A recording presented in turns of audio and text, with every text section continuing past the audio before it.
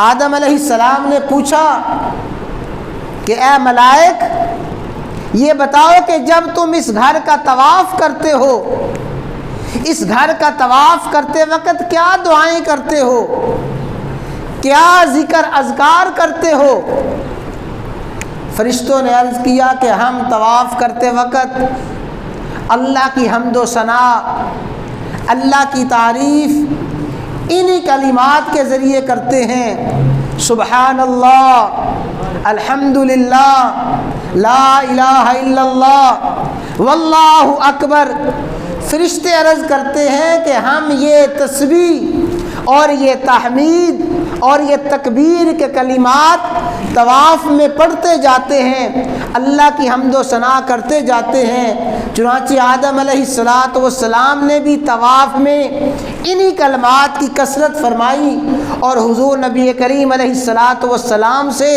طواف کی جو دعائیں منقول ہیں، آپ نے بھی طواف میں حجر اسود سے لے کے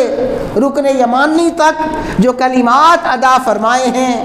اور جو مسنون کلمات ہیں وہ یہی کلمات ہیں، سبحان اللہ، الحمدللہ، لا الہ الا اللہ، اللہ اکبر۔ اور آدم علیہ السلام نے عرض کیا، رب العالمین ہر عمل کرنے والے کو اس کا اجر اور صلہ دیا جاتا ہے، ہر عمل کرنے والے کو اجر اور ثواب دیا جاتا ہے۔ اے میرے رب،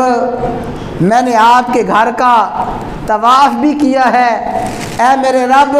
میں نے اس گھر کا حج بھی کیا ہے، میرے لیے کیا اجر ہے، میرے لیے کیا ثواب ہے؟ رب العالمین کی طرف سے جواب ملا، اے آدم آپ کو بشارت ہو، اللہ نے اس حج کی برکت سے آپ کی بخشش فرما دی ہے، اور بشارت ہو صرف آپ کی بخشش نہیں ہے، آپ کی اولاد میں سے جو بھی خوش بخت، جو بھی خوش نصیب اس گھر کا آ کے طواف کرے گا، اس کی زیارت کرے گا، حج کرے گا، اللہ تبارک و تعالی اس کی بھی بخشش فرما دیں گے۔